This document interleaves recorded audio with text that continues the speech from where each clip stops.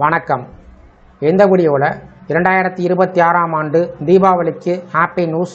அரசு ஊழியர்கள் மற்றும் ஓய்வூதியர்களுக்கு 4% DADR உயர்வு சார்ந்து புதிய தகவல் குறித்து விவரத்தை பார்க்கலாம்.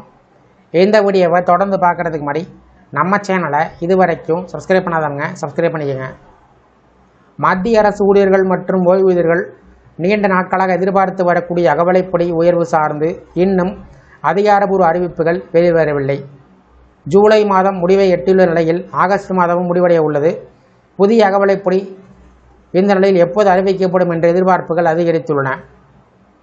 இதனால் சுமார் 50 லட்சம் மத்திய அரசு ஊழியர்களும் 65 லட்சத்திற்கும் அதிகமான ஓய்வூதியர்களும் அரசின் அடுத்த முடிவை ஆளுடன் எதிர்பார்த்து காத்திருக்கிறார்கள்.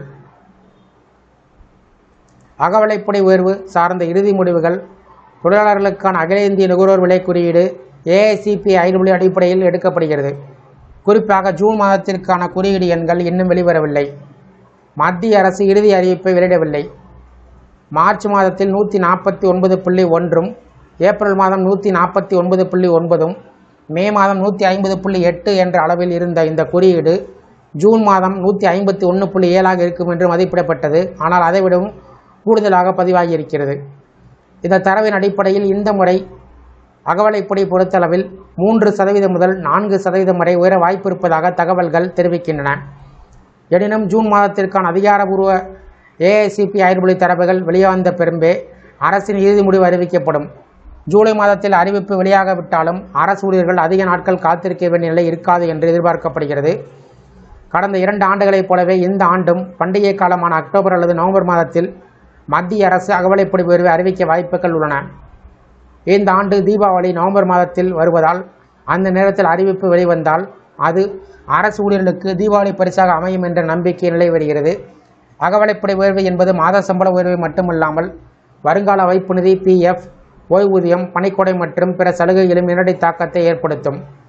தற்போது மத்திய அரசு ஊழியர்களுக்கான அகவிலைப்படி 60%ஆகவே உள்ளது. இதற்கு முன்பு ஜனவரி 1 முதல் அமலுக்கு வரும் வகையில் ஏப்ரல் மாதத்தில் 58%இலிருந்து அகவிலைப்படி 60%ஆக உயர்த்தப்பட்டது. இயலாத ஊதியக் குழுவின் பரிந்துரையின் அடிப்படையில் 12 மாத சராசரி AICPE குறியீடை அடிப்படையாக கொண்டு அகவிலைப்படி கணக்கிடப்படுகிறது. ஆண்டுக்கு 2 முறை ஜனவரி மற்றும் ஜூலை மாதங்களுக்கு அகவிலைப்படி திருத்தப்பட்டாலும் அதற்கான அதிகாரப்பூர்வ அறிவிப்புகள் பொதுவாக மார்ச் மற்றும் அக்டோபர் மாதத்தில் வெளிவரும். எனவே தற்போதைய சூழ்நிலையில் அகவிலைப்படி உயர்வு தாமதமாக இருந்தாலும் அரசு ஊழியர்கள் மற்றும் ஓய்வூதியர்களுக்கு 3 முதல் 4% வரை உயர்வு கிடைக்கும் என்ற எதிர்பார்ப்புகள் வலுவாக உள்ளன. குறிப்பாக பண்டிகை காலத்தில் வெளியாகும் அறிவிப்பு 1 கோடிக்கும் அதிகமான பயனாளர்களுக்கு மகிழ்ச்சியான தீபாவளி பரிசாக அமையும் என்ற நம்பிக்கை தற்போது நிலவி வருகிறது. இந்த 4% DADR உயர்வு சார்ந்து உள்ள கருத்துக்களை கமெண்ட் செக்ஷனில் கமெண்ட் பண்ணுங்கள். இந்த வீடியோ பிடிச்சிருந்தா வீடியோக்கு லைக் பண்ணுங்கள். இந்த வீடியோ அனைவருக்கும் ஷேர் பண்ணுங்கள். நன்றி.